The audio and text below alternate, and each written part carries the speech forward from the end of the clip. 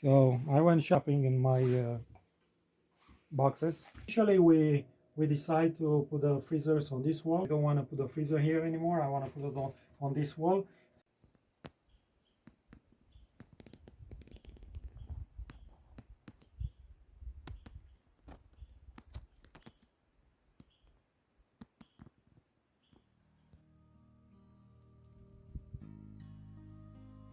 Hello again in our winter paradise. The holidays are gone and life must go on. We have to resume our work, yet we don't really want to. So I went shopping in my boxes.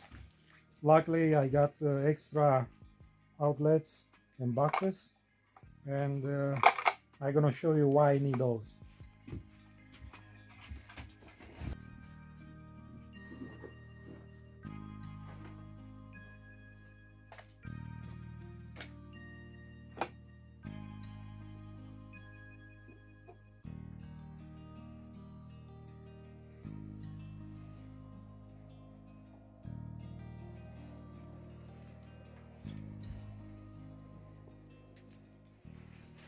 So when you go shopping for what you need, get something extra like I did, because I went in a box, electrical box that I keep it, and I find the outlets that I needed and the boxes that I need. So never uh, go back to the store and return everything, because obviously you will need more of those. The city is so far away. I don't want to drive an hour one way, another hour back, so 2 hours just to buy a couple of those.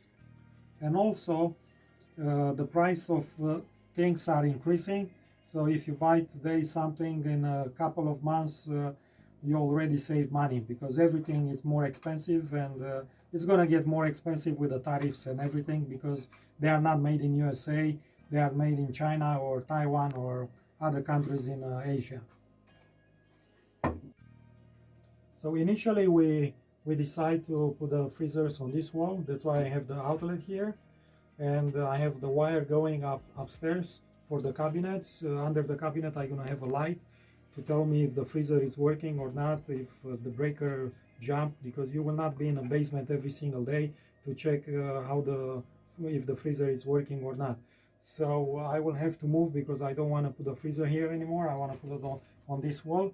So what I will do, I will take and I'm gonna install a new outlet, and I will have to connect the outlet from the cabinet again, and I'm gonna have to put two wires, one going to the outlet here and the one connected with the other outlet upstairs.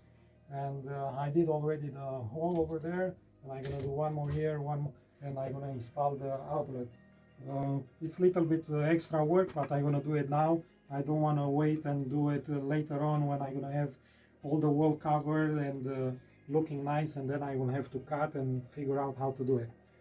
And I wish that I was thinking about this before, but it's a work in progress, and plans are changing, and you're gonna see new plans for the bathroom upstairs, and that's gonna take me another 4 or 5 days of work, but it's gonna be how we want it.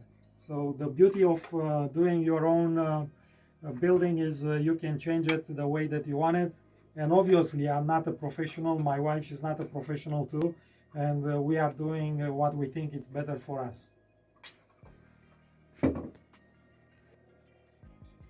I just did these two holes. I'm gonna have this wire coming here, and I'm gonna have first an outlet here going back and connect with the wire from here that it's going upstairs, and I'm gonna have a small light or something in a kitchen by the counter that's gonna tell me always if the freezer is working or not. Okay. The advantage of working on your own house is that you can do everything you want when you want and if you want. My husband decided that we have to change things around, and the best time to do it is before we start doing the finishes and touches.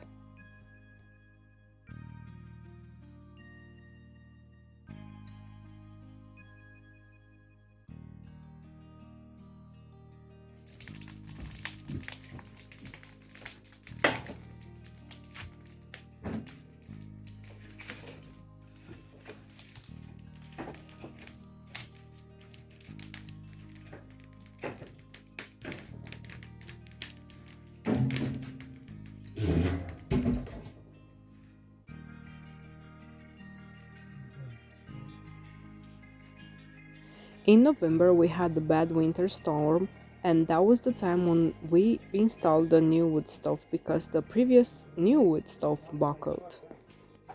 That was our chance to learn a lot about the wood stoves.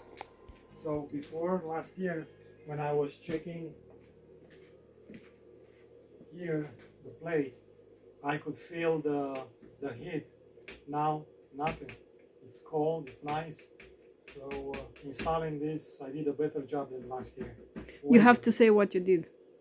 I use the asbestos insulation, the one that you are using for the forge.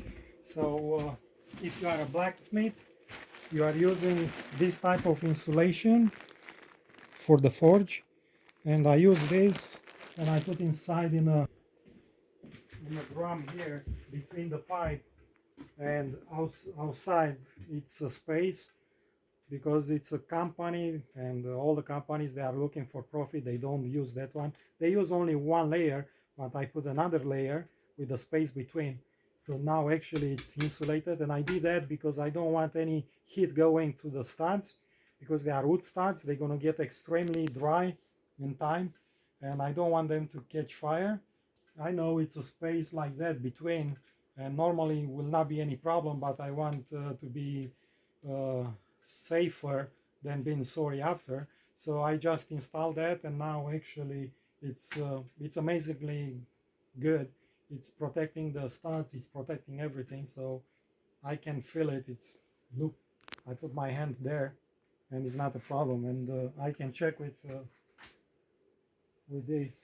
So the wall, it's here, it's 64, here it's 77, 76, 75. So probably it's getting a little bit heat from the laser. It's getting a little bit heat from the stove, but you can see it. It's perfect. It's like a human temperature. Actually, it's lower probably. Can you touch the wood stove too with the Now, laser? on this side, it's a little bit higher. You can see it, and then it's getting really hot, and it's double wall. 140, 150. This is double wall, and of course this one it's 442, And it's going up. and this is for cooking. I don't know, it's perfect, but you can make some eggs, something. It's gonna take longer, but actually it's pretty good. Okay, let's go. And I'm hungry. I'm not really too good to break. Mm.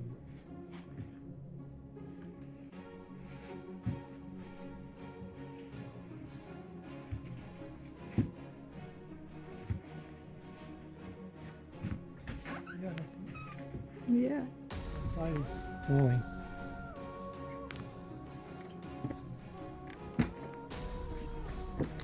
Ooh. The snow is heavy. It's not like last time. I hope not. We lost so many trees.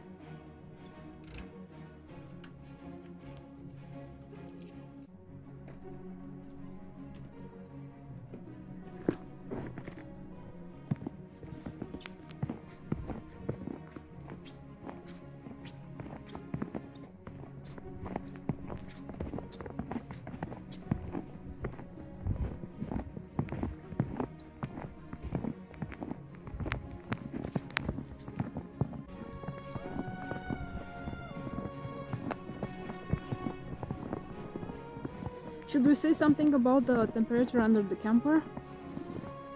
Oh, yeah. So for the past month and a half, under the camper we have a space heater that I'm not using for the moment, so it's not heating the under the belly of the camper. Uh, it's around 39-40 degrees under, so of course it's getting some heat from the inside of the camper, but this bubble foil, it's doing a pretty good job of keeping the pipes under the camper good, not frozen and having other problems. So I'm gonna try to see how it's gonna be when the temperature will go around 16, 15 degrees. Couple of days ago and last night too, it was 27, 26. It's the snow Yeah, the falling. snow is falling. So it was cold, but I'm waiting to see if we're gonna have really bad weather with minus 5, 6, 7 degrees Fahrenheit. I want to see how much protection we'll get, but I'm sure I'm gonna need the space heater. But I will let you know when we're gonna find out more about it.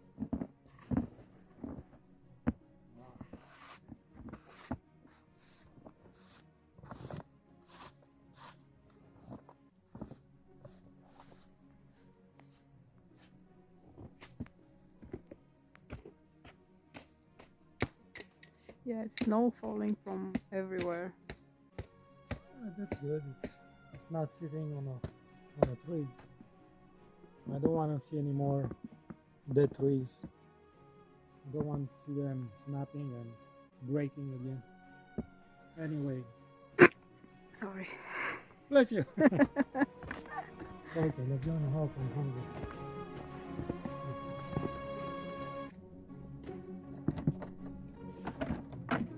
As a reminder, if you're living in a camper and you want to heat under the camper, make sure that you are not using the same electrical source that you are using in a camper. There will be too much for your electric system to support a heater in the same time with what you are using daily. Please make sure you're having extra power cords for your camper. We do have the main power cord for the camper and two extra ones, one inside of the camper and one underneath for the heater. Also, don't forget that in the winter time you are going to draw more power from the electric grid or whatever electricity you're using.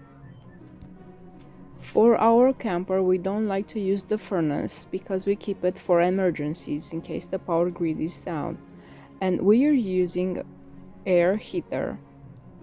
And during the nighttime, we are having the dehumidifier going. The dehumidifier is connected with the RV power supply, but the air heater it's connected directly to the power grid panel. Going back to this project, after my husband installed the new outlet, he's using a vapor barrier and he also painted the sides of the OSB planks because he doesn't want any humidity to seep into the OSB planks.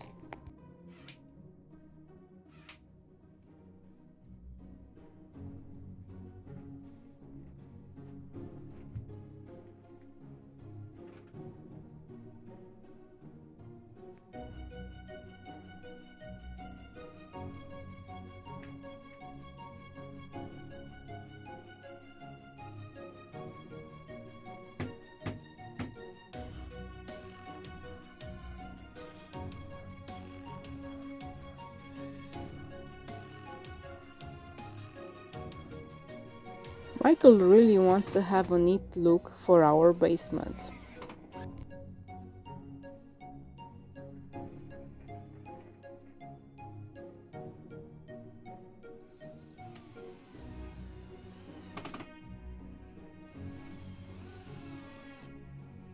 Being winter, we are not working that much as in the summertime.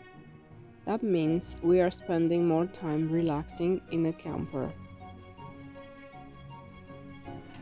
This is the advantage of working on your own schedule. No worries, it is what it is.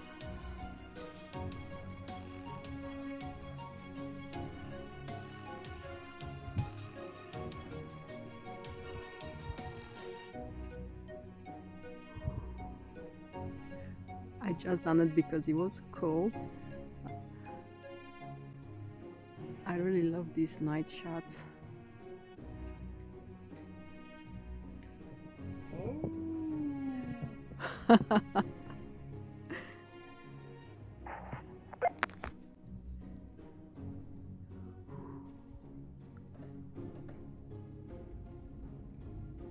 This is our world and we are happy with it. I guess happy people appreciate priceless things, while unhappy people appreciate what they buy but often they can't afford it.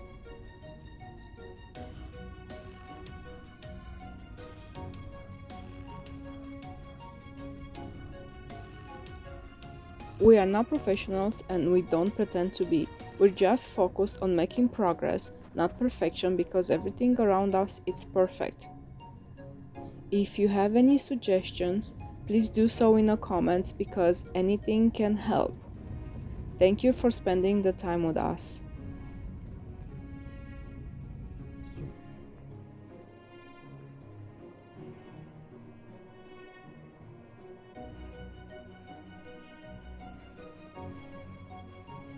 What's up? What's going on, you guys?